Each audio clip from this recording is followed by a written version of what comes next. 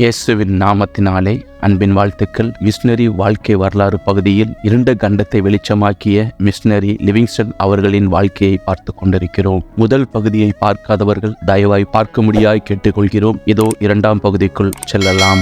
இருண்ட கண்டத்தில் அடர்ந்த காடுகளின் நடுவே பாதை கண்டுபிடிக்க வேண்டியவர்தானே என்பது அவருக்கு நன்றாக தெரியும். பல முறை அவரை அடிமைகளாக பிடித்து விற்பனை செய்யும் வியாபாரி என கருதினார்கள். ஆப்பிரிக்க மக்கள் அவரை பிடித்து துன்புறுத்தவும் கொல்லவும் முயற்சித்தனர். கர்த்தரின் கரம் அற்புதமாய் காப்பாற்றியது. ஆப்பிரிக்க இனத்தலைவன் ஒருவன் ஒரு சமயம் லிவிங்ஸ்டனிடம், உங்களுடைய தேசம் இந்த நற்செய்தி எங்களுக்கு ஏன் முன்னமையே அறிவிக்கவில்லை? ஏன் முன்னோர்கள் அனைவரும் சத்தியத்தை அறியாமலே மரித்து போனார்கள்? நீர் வந்து எனக்கு சொன்ன நற்செய்தி ஒன்றையும் அவர்கள் அறியாத நிலையில் மரித்துவிட்டனரே, இது எப்படி என்று கேட்டான். இவனே முதலாக கிறிஸ்துவை ஏற்றுக்கொண்டவன். இக்கேள்வி லிவிங்ஸ்டன் மனதில் ஆழமாய் பதிந்தது. அன்றிலிருந்து நூற்றுக்கணக்கான ஆப்பிரிக்க இன மக்களை தேடிச் சென்றார். நுழைய முடியாத காட்டுப்பகுதிகளிலும் துரிதமாக முன்னேறி சென்றார். இந்த பணி சுலபமானதல்ல. அவருடைய உடைகள் கிழிந்து கந்தலாயின. பாதங்களில் கொப்பளங்களும் சரீரத்தில் புண்களும் காயங்களும் ஏற்பட்டன. சில சமயம் ஆப்பிரிக்கர்கள் அவருக்கு ஆகாரம் விற்க மறுத்து விடுவார்கள். அந்த சமயங்களில் பட்டினி கிடப்பார். கிழங்குகளின் விதைகளை தின்று உயிர் வாழ்ந்தார். தரையில் படுத்துறங்குவார். கிறிஸ்துவின் நிமித்தம் சரீர பாடுகளுக்குள்ளானார். 31 முறை ஆப்பிரிக்க விஷக்காய்ச்சலால் பாதிக்கப்பட்ட அவர் உடல் எலும்பும் தோலுமாக காட்சியளித்தது. காய்ச்சலின் கொடுமையால் மனக்குழப்பமும் மறதியும் ஏற்படும். தன்னுடன் வரும் நபர்களின் பெயரை மறந்து விடுவார். கிழமை நாட்களை பற்றிய நினைவு அற்றுப்போகும். இவை ஒன்றும் அவரை செயலிழக்க செய்ய முடியவில்லை. வேதாகமத்தை அடிக்கடி வாசித்து உற்சாகத்தையும் ஆறுதலையும் அடைவார். நாட்குறிப்பில் அவர், கிறிஸ்துவில் மாத்திரம் நான் ஆறுதல் அடைந்தேன், எங்கு செல்ல ஆயத்தமாயுள்ளேன், ஆனால் அது முன்னேற்ற பாதையாகவே இருக்க வேண்டும் என்று எழுதினார். அவர் கொடுத்த அறைகூவல் என்னவென்றால், அடிமை வியாபாரிகள் ஆப்பிரிக்காவை பிடிக்க அந்நாட்டிற்கு பிரவேசிக்க முடியும் என்றால், கிறிஸ்துவின் அன்பினால் அனுப்பப்பட்ட மிஷனரிகள் கிறிஸ்துவுக்கென்று ஆப்பிரிக்கரை பிடிக்க அந்நாட்டு ஊடுருவல் செல்லாமல் இருப்பார்களோ என்பதே. ஆப்பிரிக்க கண்டத்தின் நதிகள், ஏரிகள் இவைகளின் கண்டுபிடிப்பு லிவிங்ஸ்டனை புகழ்பெறச் செய்தது. விக்டோரியா நீர்வீழ்ச்சியை கண்டுபிடித்தது இதில் முக்கியமானது. இந்த நீர்வீழ்ச்சியை ஓசையிடும் மேகம் என்று வர்ணித்துள்ளனர் ஆப்பிரிக்கர். அதன் அருகில் ஆப்பிரிக்கர்கள் செல்லவே பயந்தனர். அவர் இங்கிலாந்துக்கு திரும்பியதும் பெரிய அளவில் வரவேற்கப்பட்டு பாராட்ட பெற்றார். 16 ஆண்டுகள் ஆப்பிரிக்க காடுகளில் பணி செய்து 9000 மைல்கள் பிரயாணத்தில் ஈடுபட்டவர். நடைபயணமாகவும் படகிலும் நீண்ட தூரங்களை கடந்தவர். ஆப்பிரிக்காவின் பூலோக பிரதேசங்களை வெளி உலகிற்கு முதல் முறையாக அறிவித்தவர் இவர்தான். இத்தனை ஆராய்ச்சிகளுக்காக அவருக்கு தங்க பதக்கங்களும் கௌரவ பட்டங்களும் வழங்கப்பட்டன. திரளாக மக்கள் கூட்டம் அவரை பார்க்கவும் அவர் சொல்வதை கேட்கவும் கூடினார்கள். செய்தித்தாள்கள் அவரை பற்றியும் ஆப்பிரிக்க நாட்டின் புதிய கண்டுபிடிப்புகளை பற்றியும் எழுதியது. அவரும் பிரயாண கட்டுரை மற்றும் ஆப்பிரிக்க நாட்டில் புதிய மார்க்கங்களை பற்றி எழுதி புத்தகமாக வெளியிட்டுள்ளார். அரசாங்கத்தின் பிரதிநிதியாக இங்கிலாந்து அரசு அவரை நியமித்தது. அரசு அதிகாரியாக ஆப்பிரிக்க நாடு திரும்பினார். புதிய இடங்களை ஆராயவும் மிஷனரி ஊழியம் தொடர்ந்து செய்யவும் அரசாங்கம் அவருக்கு அனுமதி அளித்தது. பல உதவியாளர்கள் தன்னுடன் இருந்தார்கள் என்றாலும் காய்ச்சலினால் அவதிப்பட்டு ஒவ்வொருவராக அவரை விட்டு பிரிந்து போயினர். 3 மாதங்களுக்கு பின் அவரது மனைவி புதிய பணித்தளத்தில் அவருடன் போய் சேர்ந்தார். அவரும் விஷக்காய்ச்சலால் பாதிக்கப்பட்டு இறந்து போனார். அவரை மரத்தின் கீழ் புதைத்தனர். அவரது பிரயாண ஆரம்ப நாட்களிலேயே ஒரு பெண் குழந்தை மரித்து போனதால் ஆப்பிரிக்க மண்ணில் புதைத்திருந்தார். மனைவியின் இழப்பு அவருக்கு பெரிய இழப்பாக இருந்தது. இந்த மிகப்பெரிய இழப்பு என் இருதயத்தை புளித்துவிட்டது என்று எழுதினார். எப்போதும் அவருடைய குறிக்கோள்கள் யாதெனில், உலக கவலைகள் இழப்புகள் எதுவும் என் முன்னால் உள்ள பணியை நம்பிக்கையற்ற நிலையில் விட்டுவிட என்னை அனுமதிக்க மாட்டேன். என் தேவனாகிய கிறிஸ்துவில் பலனடைந்து புது உற்சாகத்தோடு முன்னேறி செல்வேன் என்று எழுதினார்.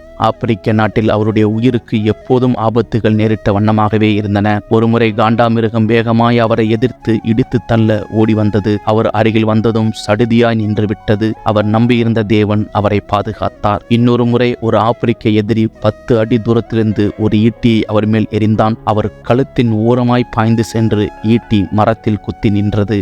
எவ்வகை ஆபத்தின் நேரங்களிலும் கர்த்தர் அவரோடு இருந்தார். அவர் ஆரம்பித்த பணி முடியும் வரை தேவனுடைய கரம் அவரை ஆச்சரியமாய் பாதுகாத்தது என்று முழங்கினார். அடுத்து வந்த பெரிய இழப்பு யாதெனில், பிரிட்டிஷ் அரசாங்கம் அவருடைய சம்பளத்தை நிறுத்திவிட்டது. அடிமை வியாபாரத்தில் ஈடுபட்டவர்கள் அவருக்கு விரோதமாய் செயல்பட்டு அரசின் உதவியை நிறுத்திவிட்டனர். இதனால் அவர் இங்கிலாந்து திரும்ப வேண்டிய நிலை ஏற்பட்டது. கர்த்தர் வெகு விரைவில் வேறு வழியில் நண்பர்கள் மூலமாய் பண உதவி கிடைக்கச் செய்தார். மறுமுறையும் ஆப்பிரிக்க நாடு திரும்பிய லிவிங்ஸ்டன் பின் ஒருபோதும் இங்கிலாந்து நாட்டிற்கு நாட்டிற்கு செல்லவே இல்லை. லிவிங்ஸ்டன் தனது 60வது வயதில் ஆப்பிரிக்க நாட்டின் மத்திய பகுதியில் தம்முடைய கடைசி ஆராய்ச்சியில் இறங்கினார். வயது சென்ற நிலையில் பல வருட பாடுகள் நிறைந்த பிரயாணங்கள், சொந்த வேலைக்காரர்களின் உண்மையற்ற தன்மை, ஆப்பிரிக்க இன மக்களின் விரோத மனப்பான்மை, இவைகள் எல்லாம் அவருடைய இந்த கடைசி பிரயாணத்தில் வெளிப்படையாக காணப்பட்டது. அவருக்கு வரும் கடிதங்கள், பொருள்கள் யாவும் களவாடப்பட்டன. ஓர் அரேபிய வணிகனிடம் தம்முடைய சில உடைமைகளை கொடுத்து வைத்திருந்தார். அநேக நாட்கள் இவரை பற்றி அவன் ஒன்றும் கேள்விப்படாததால் அவர் உடைமைகளையெல்லாம் விற்றுவிட்டான். குறைந்த ஆகாரம், கந்தலான உடைமைகளெல்லாம் இந்த சூழ்நிலையில் வறுமை மிக்க மனிதனாய் அன்பற்ற ஆப்பிரிக்க மக்கள் மத்தியில் வாழ்ந்து வந்தார். அவர் அனுப்பும் எல்லா கடிதங்களும் கிழித்தெறியப்பட்டன. இவரை விரோதித்த அடிமை வியாபாரிகள் கடித போக்குவரத்தை நிறுத்திவிட்டனர். மருந்துகள் அடங்கிய அவரது பெட்டியும் எடுத்துச் செல்லப்பட்டது.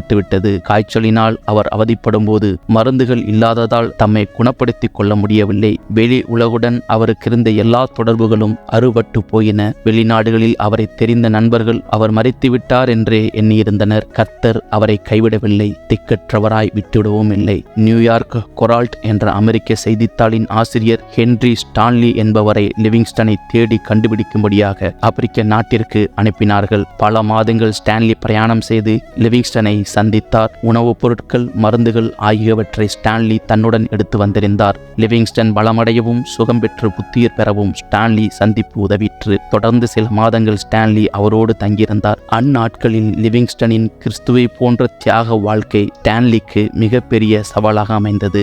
நாஸ்திகனான ஸ்டான்லி லிவிங்ஸ்டனோடு தங்கியிருந்ததால் சிறந்த விசுவாசியாக மாறினார். ஸ்டான்லி லிவிங்ஸ்டனை தன்னோடு அமெரிக்க தேசத்திற்கு வரும்படி வற்புறுத்தினார். லிவிங்ஸ்டனை தனது எஞ்சிய வாழ்க்கையை வசதியாக வாழவும் பேரும் புகழும் பெறவும் அமெரிக்க நாட்டிற்கு வரும்படி அழைத்தார். லிவிங்ஸ்டன் அவரோடு செல்ல மறுத்துவிட்டார். தன்னிடம் ஒப்படைக்கப்பட்ட தேவ பணி முற்று பெறாமல் தன்னால் எங்கும் வர முடியாது என்று கூறிவிட்டார். ஓராண்டு காலம் மேலும் தமது பயணத்தில் ஈடுபட்டிருந்த லிவிங்ஸ்டன் சரீர பலவீனத்தால் அடிக்கடி சோர்வுற்றார். அவருடன் இருந்த சில உண்மையுள்ள ஆப்பிரிக்க நண்பர்கள் மூங்கில் கம்புகளால் கட்டப்பட்ட தொட்டிலில் வைத்து அவரை தூக்கிச் சென்றனர். பெரும் மழை, குளிர் ஆகியவற்றால் அவருடைய சுகவீனம் மேலும் அதிகரித்தது. நாட்குறிப்பில் அவரால் எழுத முடியவில்லை. ஆப்பிரிக்க இளைஞர்கள் அவரை அன்போடு கவனித்து வந்தனர். ஒரு சிறு குடிசையில் வைத்து அவரை பராமரித்தனர். அவருக்கிருந்த சக்தியும் பலனும் நாட்கள் செல்ல செல்ல குறைந்துவிட்டன.